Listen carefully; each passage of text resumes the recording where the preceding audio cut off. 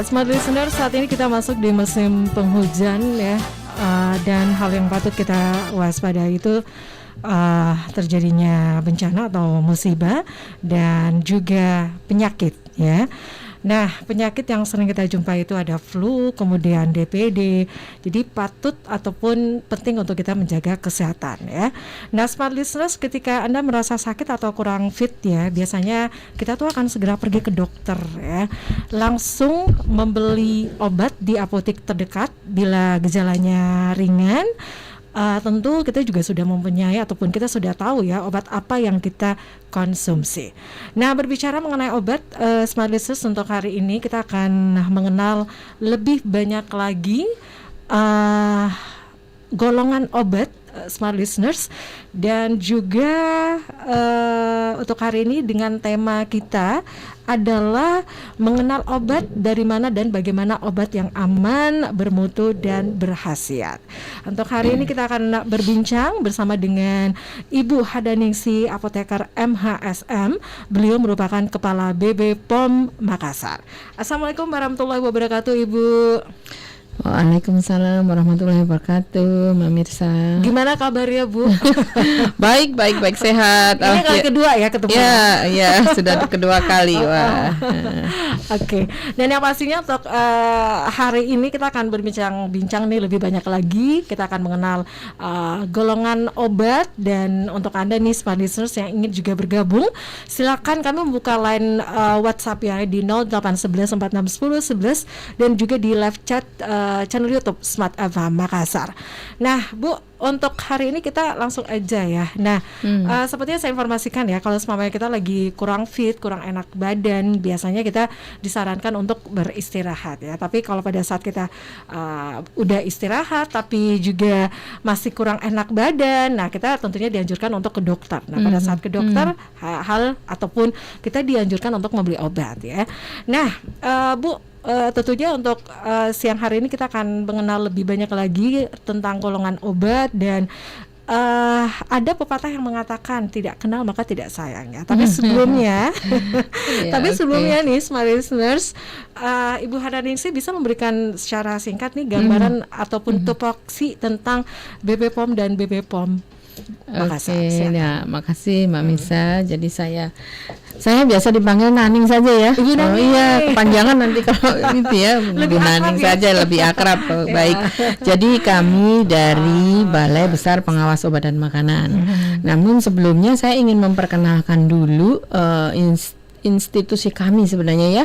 Kami adalah bagian dari yang namanya Badan Pengawas Obat dan Makanan Republik Indonesia. Nah, itu adalah merupakan lembaga non-kementerian yang bertanggung jawab kepada Presiden, yang melaksanakan tugas dan fungsinya di bidang pengawasan obat dan makanan. Nah, Balai Besar Pengawas Obat dan Makanan di Makassar ini merupakan unit pelaksana teknis dari Badan POM yang bertugas melaksanakan kebijakan teknis operasional di bidang pengawasan obat dan makanan sesuai dengan peraturan perundang-undangan.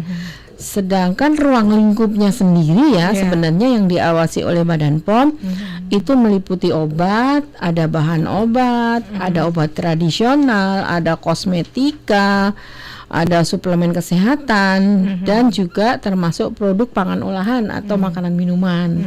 Nah, itu kira-kira yang ruang lingkup yang kita awasi. Tapi tadi ini ya berbicara tentang obat nih, mungkin sekarang lagi musim hujan lulu nih. Biasanya musim hujan seperti ini tuh orang gampang terkena flu ya. Nah, mungkin saya akan bercerita sedikit tentang sebenarnya obat itu apa sih, gitu ya. Obat itu apa ya? Nah, mungkin Bapak Ibu pasti sudah pernah, tidak ada yang belum pernah mengkonsumsi obat, pasti sudah pernah ya. Tapi kadang mungkin juga nggak tahu apa sebenarnya obat itu tuh ya. Nah, tapi saya takut, Bu, minum obat. jangan takut. Kalau tepat pada tempatnya dan posisinya, dosisnya tidak masalah, itu sangat membantu ya. Jadi yang dinamakan obat itu adalah suatu zat yang digunakan untuk pencegahan dan penyembuhan ya suatu penyakit, serta pemulihan dan peningkatan kesehatan bagi penggunanya. Nah, dan setiap obat itu bukan makanan, ya. Obat bukan makanan. Obat itu mempunyai manfaat, tetapi juga ada efek samping yang perlu diwaspadai, ya. Nah, oleh karena itu obat itu harus digunakan sesuai dengan peruntukannya dan sesuai dengan aturan pakainya atau dosis. Nah, kalau itu tidak diindahkan, sembarangan mengkonsumsi obat, ada yang namanya overdosis toh. Nah, kadang-kadang ada obat-obat yang dalam jumlah kecil itu potensinya sangat tinggi. Nah, kalau kita kelebihan sedikit berakibat fatal. Nah, itu tadi. Jadi obat itu bukan makanan, ya. Jadi pun berdagang obat atau memperjualbelikan obat itu tidak seperti memperjualbelikan sembako, penuh dengan aturan dan pengawasannya sangat ketat. Jadi memang harus diawasi gitu ya, Bu. Betul. Karena pada dasarnya obat itu adalah racun, ya kan? Racun, tapi dia itu mempunyai efek terapi, ya, yang kalau digunakan dalam dosis yang tepat, gitu ya, kan sudah ada penelitiannya, makanya lama tuh penelitiannya. Nah, itu dia akan berfungsi sebagai efek terapi, nah, yang akan berguna lah bagi kesehatan kita. Nah, kemudian mungkin saya ingin menjelaskan sedikit ya pada pendengar Smart FM bahwa obat itu ada macam-macam penggolongannya. Ada golongannya. Golongannya. Ada juga ya. Nah, ada. Jadi yang nanti kita akan tahu ya, kita perhatikan kalau kita sedang mencari obat berbelanja, nanti lama-lama akan paham gitu ya. Ada beberapa golongan obat ya. Yang pertama itu namanya obat bebas. Obat bebas itu dia boleh dibeli tanpa menggunakan resep dokter. Oh, gitu. Nah, biasanya dia ada tandanya, ada logo lingkaran hijau, terus dilingkari tepiannya hitam, gitu ya. Jadi tepian hitam ada hijaunya. Nah, itu bisa dibeli di toko obat, di apotek juga bisa, atau kalau sekarang ya mungkin kayak di minimarket itu juga ada, ya. Artinya dia memang tidak harus dengan resep dokter. Kemudian yang kedua itu ada yang namanya obat bebas terbatas. Kalau tadi kan bebas, kalau sekarang bebas tapi terbatas, nah, gitu. Nah, itu masih sama, dia tidak perlu menggunakan resep dokter. Tanda-tandanya dia adalah lingkarannya berwarna biru, ada lingkaran biru dilingkari garis tepi warna hitam, tapi di situ ada peringatan-peringatannya. Nah, makanya dibilang terbatas. Gitu ya. Itu ada peringatan-peringatannya. Nah, itu juga masih sama, itu bisa dibeli tadi ya di toko obat, di minimarket itu juga sudah bisa gitu ya. Di apotek apalagi pasti bisa. Nah, itu peringatan-peringatan yang memang harus dipatuhi. Contoh ini misalnya seperti obat flu gitu ya. Iya, Bu. Kalau kita beli Prokol misalnya, ini maaf ini tidak promosi saya, contoh ya, contoh obat flu gitu ya. Itu suka ada toh peringatan, setelah minum obat ini tidak boleh mengendarai kendaraan bermotor. Ya. Nah, itu berarti mungkin dia kalau diminum terus habis itu ngantuk. Nah, gitu kan. Nah, ada peringatan-peringatan yang harus dipatuhi. Itu ciri-cirinya dari obat bebas terbatas, lingkarannya biru. Yang ketiga ada yang namanya obat keras. Nah, ini gimana, Bu? Obat keras ini hanya boleh dibeli menggunakan resep dokter. Nah, obat keras ini lingkarannya merah dia.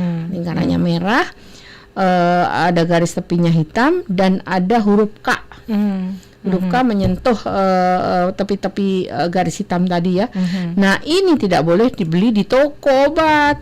Dia hanya bisa dibeli di apotek, di klinik ataupun di rumah sakit ya. Nah, karena ini adalah resep dokter, pastilah dokter yang meresepkan kan, tidak atas ininya sendiri itu. Pasti itu sudah berdasarkan diagnosis dari dokter kan. Obat keras ini masuk obat paten atau gimana, Bu? Oh, ada juga kan biasanya masyarakat yang mengatakan obat paten ini makanya tidak bisa. Itu hal yang lain lagi ya. Persepsinya masyarakat tentang paten itu berbeda dengan istilah yang ada di farmasi sesungguhnya. Jadi kalau kita bicara paten, kalau paten itu kan sebenarnya masalah hak dari inventor, hak dari penemu obat. Itu namanya obat paten. Obat paten biasanya tidak bisa dibuat oleh orang yang bukan penemunya, Oke. gitu. Sorry. Iya, tapi tadi ya Ibu ya, ini sempat diinformasikan bahwa ini golongan obat ya. Jadi ada obat bebas, kemudian obat bebas terbatas, Obat keras. obat keras ya. Ini kan Nah, biasanya ada yang mengatakan seperti itu ya. Ya. Karena ya, saya Tapi kalau bicara tadi ya mengenai ini ada dua sebenarnya, bukan paten sebenarnya. Ada obat generik ya. Ya, obat generik, obat paten gitu. Dengan sebenarnya bukan paten ya, dia sebenarnya obat branded ya. Branded itu dia membawa yang menamai adalah perusahaannya dengan brandnya dia gitu ya. Nah itu sebenarnya sama, isinya tuh sama, isinya itu sama-sama dengan isi zat kimia yang sama. Cuman yang satu pakai nama zat kimianya, yang satunya pakai nama dari perusahaan gitu ya. Itu boleh, memang boleh. Nah itu tadi baru obat keras. Obat keras ya. Ada lagi yang namanya obat narkotika. Oke. Nah, kalau obat narkotika ini tidak akan bisa sembarangan didapatkan. Ini juga sangat ketat karena narkotika itu mempunyai banyak dampak ya, banyak dampak dan sering disalahgunakan. Nah, ini juga ada keberbahayaannya. Ini harus dengan resep dokter. Ya, apotek pun dalam penggunaan obat narkotika ini diawasi dengan sangat ketat ya. Termasuk pembeliannya, termasuk penyalurannya harus dengan resep dokter. Nah, ini kenapa gitu ya? Karena dia memang ada dampak-dampak efek sampingnya yang banyak, sebenarnya sifatnya lebih merugikan ya. Tuh dan yang sangat berbahaya adalah dia dapat menyebabkan ketergantungan. Nah, itu. Ini narkotika. Tapi begini, narkotika ini yang untuk pengobatan loh ya. Iya, untuk pengobatan. Kalau narkotika yang ada di jalanan itu sebenarnya dia bukan narkotika yang untuk medis yang diawasi oleh Badan POM. Kalau itu BNN yang ngawasi ya.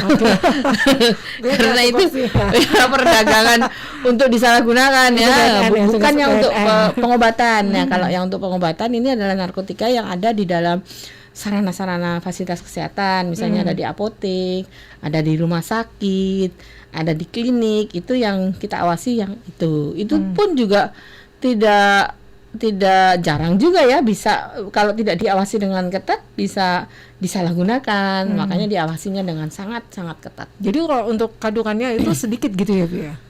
Ya, Obat yang mengandung rata-rata narkotika ini. Iya, kandungannya sebenarnya ya rata-rata kecil. Nah, kalau obat itu sedikit pasti bahan aktifnya ya.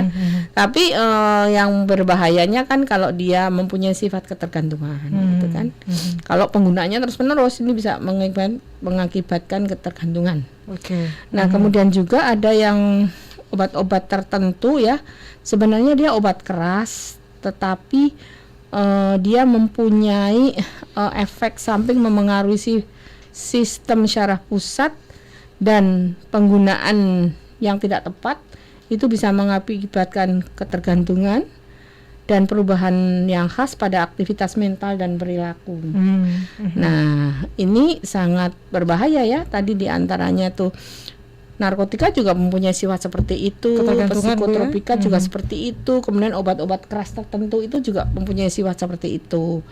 Nih sebenarnya kalau obat-obat tertentu ini sebenarnya dia obat keras aja, tapi dia mempunyai efek terhadap sistem saraf yang itu loh. Itu sangat mempengaruhi kan? Ya, biasanya dipakai untuk bisa bikin teler lah, bikin itu. Nah, itu kan saraf nanti yang Ini obat-obat tertentu yang biasa disalahgunakan jenisnya apa saja, Bu?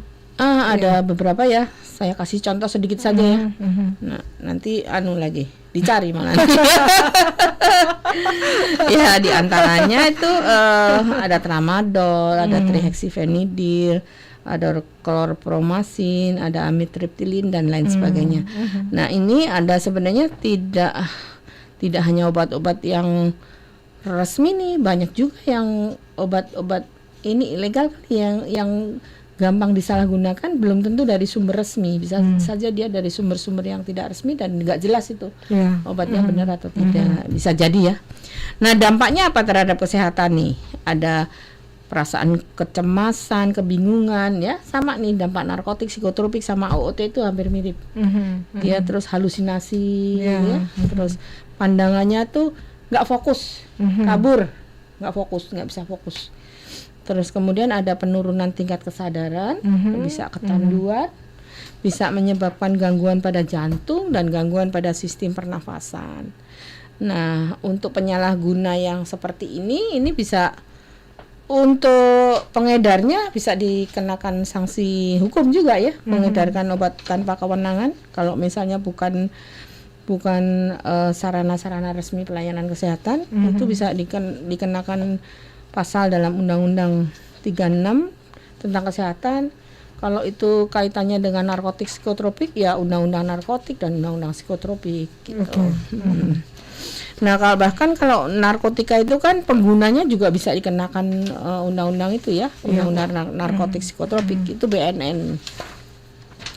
Nah, gitu Mbak cerita tentang obat ya. Mudah-mudahan Bapak Ibu sekalian nanti akan memperhatikan ya pada saat harus membeli obat seperti apa, diperhatikan. Oke, ini jadi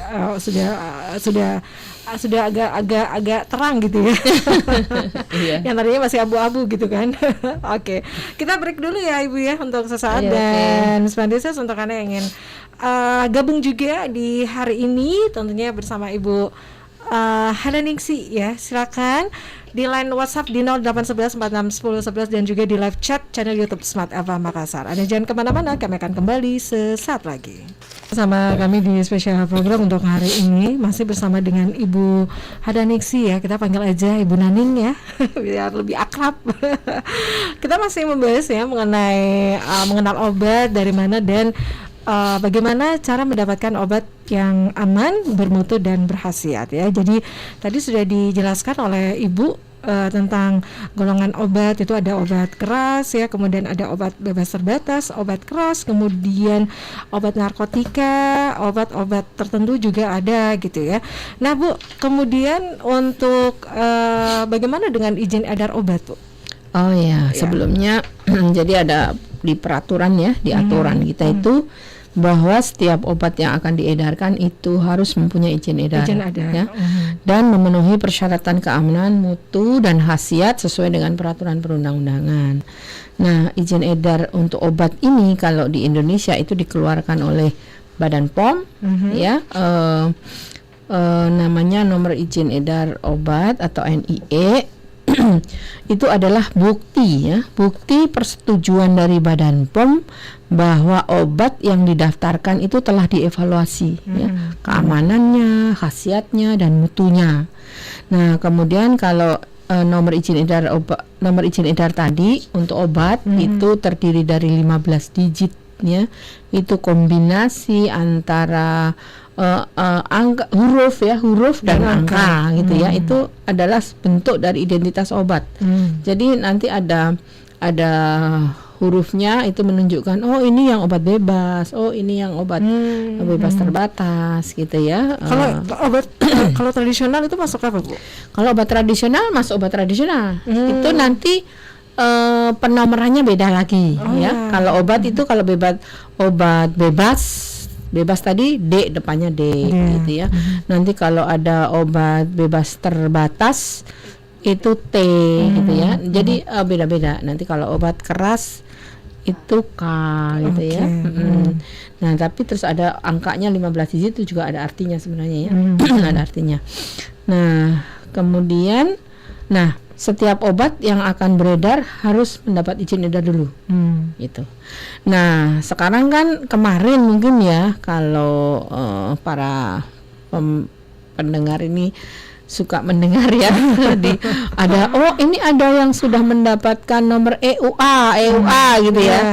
Nah, kalau yang tadi obat yang biasa dengan nomor izin edar biasa itu nanti kodenya BPOM, nomornya ini itu. Kalau yang EUA nomornya EUA.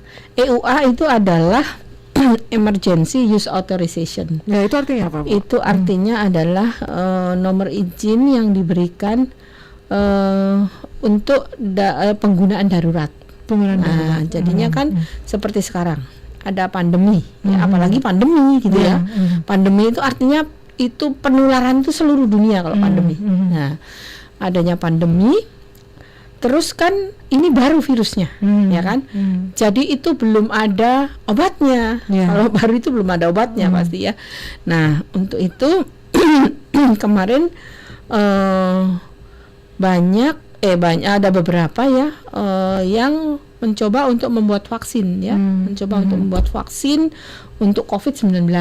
Nah, itu diberikan izin edar EUA ya. Nah, kalau pemberian izin edar EUA itu namanya juga darurat.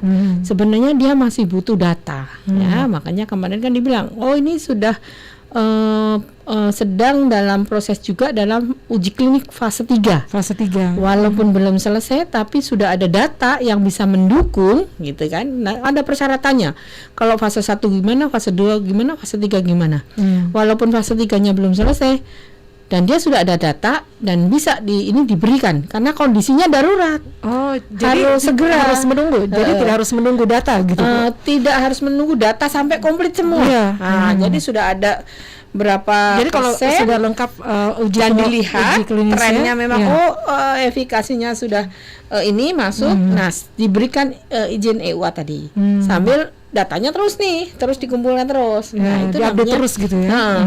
Di sampai selesai. Dia kan sudah punya desain untuk menyelesaikan uji klinik fase 3-nya gitu ya. Nah, EUA ini kalau misalnya kondisinya sudah tidak darurat lagi, sudah tidak pandemi misalnya nih, pandemi udah selesai nih. Nah, itu nomor ini akan dibatalkan. Tapi dia nanti akan mendaftarkan sebagai nomor yang biasa. Kalau misalnya memang sudah selesai ya uji pandeminya udah. Misalnya pandeminya udah selesai ataupun dia misalnya uji klinisnya komplit. Nah, itu dia boleh mendaftarkan sebagai nomor biasa, tidak sebagai darurat lagi gitu. Nah, biasanya namanya darurat kan tidak akan selamanya, pasti dia akan berubah gitu ya. Nah, itu diberikan untuk mengatasi pandemi. Jadi memang diberikan. Nah, itu sih kira-kira kalau yang yang disebut dengan emergency use authorization ya. Ya, untuk emergency use authorization ini untuk persetujuan penggunaannya itu seperti apa, Ibu? Ya, itu kalau dia sudah memberikan data itu kan ada data praklinik, ada data klinis kan. Data klinis itu sendiri ada klinis fasenya bertahap-tahap ya. Minimal sudah sampai fase 3. Fase 3 itu sudah melibatkan komunitas yang lebih luas gitu. Nah, kalau sudah cukup, dirasa datanya sudah cukup lah, walaupun belum selesai tapi udah cukup, nah itu diberikan tadi izin darurat. Nanti dia sambil terus, Bu, itu terus update terus datanya itu terus dikumpulkan terus sampai selesai karena kalau uji klinis fase 3 itu lama, bisa mencapai normal ya. Untuk yang normal itu bisa mencapai setahun 2 tahun untuk gitu. Uji klinisnya. Tapi di masa pandemi sebenarnya banyak subyek-subyek yang bisa dipakai gitu loh. Banyak subyek yang bisa dipakai karena suasananya pandemi gitu. Kalau suasananya normal kan kita mesti nyari pasien dulu, ini dulu nggak banyak. Nah, seperti itu sih. Itu biasanya juga menjadi pertanyaan juga ya, katanya kenapa nih uji klinisnya belum selesai tapi sudah digunakan misalnya pada saat pemberian vaksin gitu kan, Bu. Itu tadi karena darurat ya. Jadi memperkirakan manfaat lebih besar daripada mudaratnya. Itu jadi makanya diberikan izin darurat.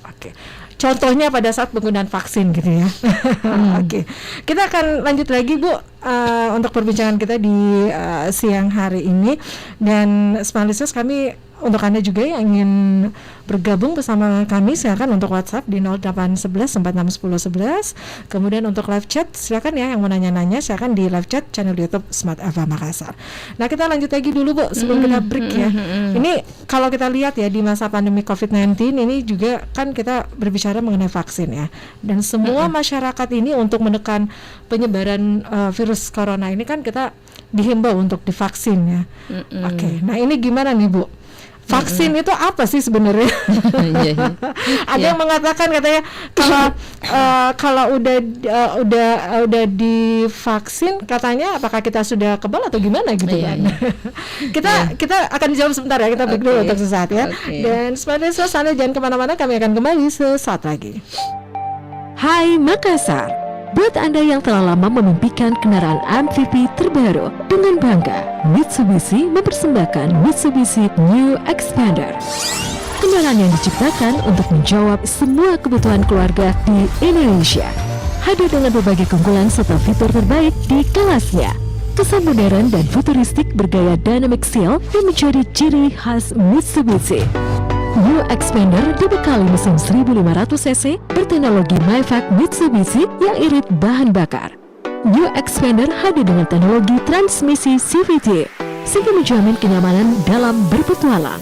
Soal harga tak perlu khawatir, New Xpander dibanderol dengan insentif PPNBM 100%. Untuk informasi lebih lanjut tentang New Xpander, kunjungi showroom Bosowa Berlian di Jalan Urip Sumoharjo, nomor 266 Makassar, atau Jalan APP Tarani, nomor 246B, Makassar. Telepon 0411 444 atau 444 879. Mitsubishi New Xpander, ride the life adventure. Smart FM Radio Talk.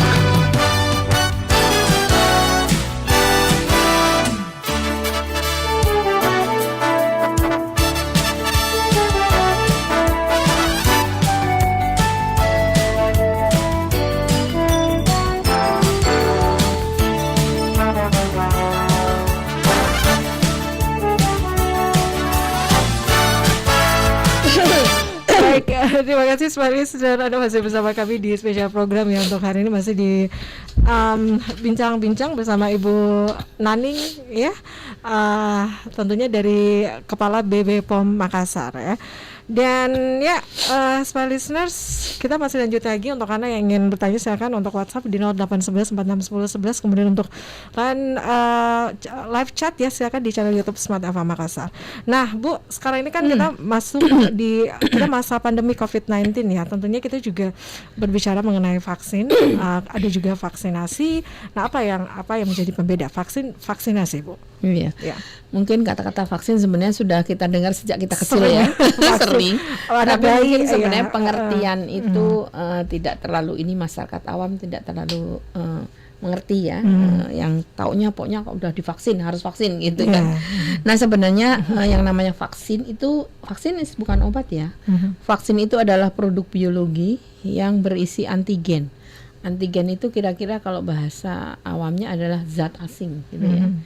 Jadi produk biologi yang berisi antigen berupa mikroorganisme yang sudah mati atau masih hidup tapi dilemahkan gitu ya. Bisa utuh atau bisa bagiannya saja. Kemudian dia diolah berupa toksin. Jadi dia diolah menjadi toksoid atau protein. Nah, sehingga kalau itu diberikan pada orangnya sehat nih. Kalau orang divaksin harus sehat, bukan orang sakit, ya kan? Itu dia akan bisa menimbulkan kekebalan spesifik yang aktif terhadap infeksi penyakit tertentu. Nah, susah ya? Susah ya? Susah. Jadi vaksin itu spesifik karena dia diambil dari mikroorganisme spesifik. Gitu.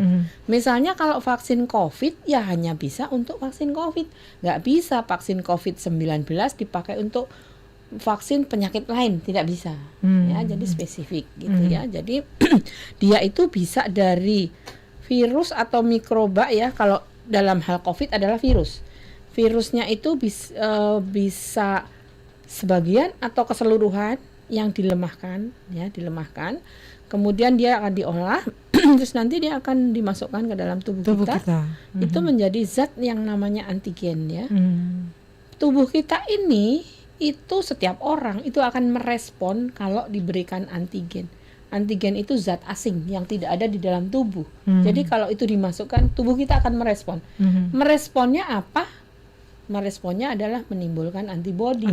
Nah, antibodi itu kayak tentaranya, karena dia asing, kita bikin tentara untuk melawan penyakit itu. Nah, bedanya apa kalau COVID-nya dengan vaksinnya? Nah, kalau vaksin ini kan sudah dilemahkan. Nah, jadi dia akan merangsang antibodi kita. Nah, kalau COVID-nya sendiri kan langsung menyerang kita. Nah, pertahanan tubuh kita belum punya tuh, Iya. kita belum punya tentaranya gitu. Nah, kalau divaksin itu dimasukkan, tubuh kita bikin tentara. Gitu. Seperti Jadi itu. zat yang dihasilkan itu adalah antibody, Bu ya. Antibody Yang dihasilkan. Yang dihasilkan Iya, antibody. iya. Untuk ukurannya apakah setiap orang berbeda, Bu? Biasanya kan kalau Ya. sekali kita udah divaksin itu kan ada surat katanya antibody yang terbentuk begini. Iya, itu kalau itu Itu harus pernah? diukur ya. Itu Kalau- pernah, Bu, saya bilang. Ya, itu ada pengukurannya sendiri, yang namanya apa ya istilahnya ya. Jadi bisa diukur berapa antibodi yang keluar.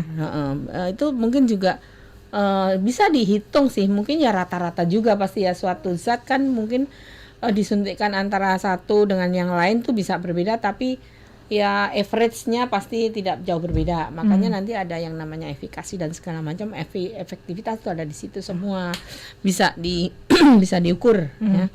Nah, kemudian tadi yang ditanyakan vaksinasi itu apa ya? Iya. Apa gitu? Nah, kalau vaksinasi adalah prosesnya ya, proses tadi tuh vaksin dimasukkan ke dalam tubuh kita, kemudian di mana orang itu nanti akan timbul antibodi atau daya kebal yang bisa melindungi terhadap suatu penyakit bila suatu saat terpapar dengan penyakit tersebut. Gitu ya. Dan tidak akan menjadi sakit, atau kalaupun mengalami gejala itu menjadi ringan dengan adanya pemberian vaksinasi. Jadi seperti kemarin ya, contohnya nih, pertama kan kita terkena pasien COVID itu masih namanya varian alfa, beta, terus tahu-tahu kita Omicron. yang tahun ini ya, pertengahan tahun ada varian delta. Kemudian Kenapa orang yang sudah divaksin kok masih kena juga? Itu kan kemarin pertanyaan, pertanyaan seperti itu, Bu ya. Nah, padahal itu kalau kita sudah divaksinasi itu meringankan kalau kita terkena delta. jadi tidak memberatkan. Ada bedanya toh, yang orang yang belum dikasih Vaksin? vaksin itu mungkin gejalanya lebih berat, bahkan banyak yang akhirnya tidak bertahan. Nah, itu ininya apa namanya? Manfaatnya, Bu, ya? Manfaatnya juga dia meringankan toh, sudah paling tidak sudah ada tentara gitu loh. Walaupun tentaranya juga ternyata belum kuat untuk inikin semua kan, karena mungkin vaksin baru menerima vaksin pertama atau karena vaksin itu untuk menimbulkan daya kebal membutuhkan waktu. Berapa Bu antibody? Berapa lama antibody bisa terbentuk, Bu? Ya, Dari vaksin kemarin 1 kan kedua ya. dosis untuk COVID-19 ini kan kalau untuk Sinovac ya, Sinovac itu kan 1 mili ya. 1 mili apa setengah mili ya? 0,5 ya. Itu dibagi 2. Jadi dibagi 2, ada vaksinasi 1 setengah dosis, nanti vaksinasi 2, dan jaraknya itu kalau tidak salah 2 minggu? 28 hari. 28 hari. Sebulan. Nah, ini kan diharapkan suntikan pertama dia butuh waktu nih. Sampai dia ini akan timbul kekebalan sampai optimal 3 bulan, nanti tambah lagi.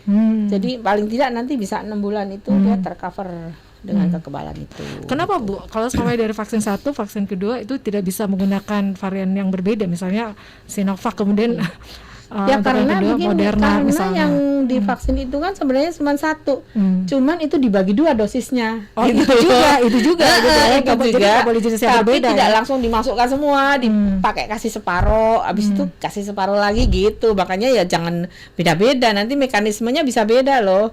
Kan vaksin itu ada yang bagiannya utuh tadi terus dilemahkan, tapi ada yang hanya mengambil bagian tertentu. Nah, nanti mekanisme ininya beda. Oke, jadi itu ya, smart listeners. Oke. Memang banyak yang bertanya, Bu boleh nggak kalau vaksinnya beda? Ya sebaiknya jangan. Jangan, sebenarnya jangan ya. Belum selesai sebenarnya, belum tuntas toh yang Iya, vaksin. Oke, kita bersama BB POM ya, dan tema kita untuk hari ini kita masih membahas mengenal obat, dari mana dan bagaimana obat yang aman, bermutu dan berkhasiat ya. Jadi tadi kita juga sempat ngobrol nih tentang vaksin dan vaksinasi. Jadi sekali lagi smart listeners, vaksin ini bukanlah obat ya. Jadi vaksin mendorong pembentukan kekebalan spesifik tubuh agar terhindar dari tertular ataupun kemungkinan sakit berat. Nah, Bu, untuk vaksin ini bekerja melindungi tubuh kita itu gimana caranya, Bu? Iya, jadi vaksin itu bekerja merangsang ya pembentukan antibodi atau kekebalan tubuh kita terhadap penyakit tertentu ya. Jadi ya penyakit yang untuk virus atau bakteri itu saja ya. Kemudian setelah itu dimasukkan, tubuh itu akan mengingat virus dan bakteri pembawa penyakit. Dia akan mengenali dan dia tahu cara ngelawan. Nah, itu tadi kita bikin tentara istilahnya ya. Dengan vaksin itu kita bikin tentara, kalau ada serangan masuk, kita sudah punya tentaranya. Gitu. Gampangnya gitulah. Oke. Bu, sekarang ini kan ini masih membuat adanya instruksi dari pemerintah untuk vaksin ya, gitu, vaksin COVID. Nah, aman nggak sih vaksin COVID-19 itu, Bu? Ya, vaksin itu ya aman karena semua itu sudah melewati uji. Yang pertama ada uji keamanannya dulu, itu nomor 1 ya. Kemudian setelah itu uji klinis ya. Uji klinis itu setelah itu ada datanya, itu nanti akan dievaluasi dan disetujui oleh badan otoritas negara terkait ya. Kalau vaksin itu di Indonesia ya disetujui oleh badan otoritasnya Indonesia. Kalau vaksin itu dari Jepang misalnya, ya badan otoritasnya Jepang juga yang mengevaluasi itu gitu dan memberikan persetujuannya. Nah, dan negara-negara pengguna vaksin hanya akan menggunakan dan mendistribusikan vaksin yang sudah memenuhi uji kualitas dan standar keamanan yang tinggi. Oke. Kalau di Indonesia apa aja, Bu, untuk jenis vaksinnya? Ya, jadi kalau di Indonesia itu sementara ini ya sampai saat ini yang sudah mendapatkan izin EUA tadi ya, emergency authorization tadi itu ada 11. Di antaranya adalah vaksin Sinovac, ada vaksin COVID-19 yang diproduksi oleh Bio Farma, ada vaksin COVID-19 AstraZeneca, ada Sinopharm, ada vaksin COVID-19 dari Moderna, ada yang dari Pfizer, ada yang dari Sputnik 5, ada yang dari Janssen. Nah, ini produsen-produsen vaksinnya ini ya. Kemudian ada juga vaksin Confidencia ini dari CanSino. Yang baru-baru ini adalah Zivivac dan Covovac. Jadi sudah ada 11 dan saat ini kan vaksin yang digunakan di Indonesia ini semuanya adalah berbiaya dari pemerintah ya. Jadi untuk penggunaannya nanti pasti akan diinikan oleh Kementerian Kesehatan ya. Oke. Ini upaya untuk menekan penyebaran COVID-19 itu kan memang adanya vaksin ya yang memang diprogramkan, vaksinasi yang diprogramkan oleh pemerintah ya. Terus ada juga yang mengatakan, Bu, ini kan supaya cepat terbentuk kekebalan kelompok herd immunity katanya. Kenapa vaksin tidak diswastakan gitu katanya? Ya. Gini ya. Ini saya tidak bicara politis loh ya.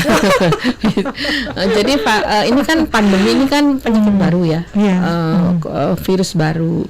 Jadi memang juga vaksinnya juga baru ditemukan toh. Nah, vaksin ini tidak diswastakan, tidak dikomersialkan oleh private ya, masih di Indonesia nih, masih dalam kerangka pemerintah yang memenuhi kebutuhan. Karena gini, kebutuhan vaksin di dunia ini dengan adanya pandemi pasti sangat besar. Sementara produsen vaksin kan belum banyak toh. Yang kandidatnya sih banyak, tapi yang bisa lolos sampai mendapatkan EUA juga belum banyak. Nah, untuk itu kebutuhan vaksin ini pasti menjadi rebutan berbagai negara lah ya, yang pengen negaranya bebas dari pandemi. Nah, tentu saja kalau ini dikomersialkan nanti akan kasihan juga ya negara-negara yang tidak punya uang. Ini kalau negara yang punya uang dia bisa beli. Tapi kalau yang itu jadi vaksin pun ada bagian yang dari WHO itu yang diberikan secara cuma-cuma juga untuk negara-negara yang tidak mampu gitu ya. Kebetulan kalau Indonesia memang kita membeli vaksin juga kan, karena kita masyarakatnya banyak banget ya, 260 juta ya. Nah, untuk menimbulkan kekebalan komunitas tadi, itu dibutuhkan masyarakat kita divaksinasi sekitar 60-70%. Nah, jadi berapa tuh? Berapa ratus juta itu? Nah, kan bisa dihitung kan, pengadaannya pun nggak langsung bisa sekaligus, bertahap-tahap sampai tahun 2022 ini nanti. Nah, kan, nah itu tentu saja di apa istilahnya supaya tidak terjadi ini, jadi pemerintah yang membeli vaksin itu semua. Dan ada juga bantuan-bantuan yang sifatnya itu juga ada dari WHO kan, WHO membantu semuanya itu. Nah, kemudian Bu, untuk reaksi vaksinasi COVID-19 setelah vaksinasi COVID-19 itu gimana Bu? Iya. Sama setiap orang itu gimana? Oh, tidak sama ya pastinya. Namanya juga reaksi terhadap obat ataupun terhadap vaksin juga bisa beda-beda. Kebetulan saya sendiri saya tidak mendapatkan reaksi apapun ya, tapi ada juga yang dia jadi kemerah-merahan gitu ya, atau jadi ada katanya langsung mau lapar ya. Nah, itu juga. Nah, itu agak kurang jelas tuh, itu apakah benar reaksi itu ataukah perasaan saja ya, bisa jadi ya, efek psikologis ya bisa. Jadi ada 3 sebenarnya ya reaksi yang mungkin terjadi. Jadi tidak semua orang ya, mungkin terjadi. Yang pertama reaksi lokal. Reaksi lokal tuh hanya di lokal, di tempat itu tuh ada nyeri, kemerah-merahan, kan ada dipegang sakit gitu, tapi itu cuma sebentar gitu. Ada pula yang bengkak pada tempat suntikan, itu namanya reaksi lokal. Ada juga reaksi sistemik. Reaksi sistemik tuh artinya di seluruh badan gitu ya. Gitu. Itu contohnya demam gitu kan. Demam kan semuanya kan, nggak mungkin cuma kepalanya doang demam gitu. Badannya nggak nyeri. Terus kemudian nyeri-nyeri otot kan, kemarin banyak juga ya yang mengalami aduh sakit semua nih badan. Nah, itu reaksinya sistemik kalau itu ya. Tapi juga itu cepet pulih lagi kan. Yang ngatasinnya gimana Bu? Untuk ngatasinnya? Ya kalau misalnya kayak demam gitu ya mau dibantu dengan obat penurun panas, dikompres gitu ya. Terus kemudian ada juga yang sakit kepala kalau nggak salah kemarin ya, sakit kepala.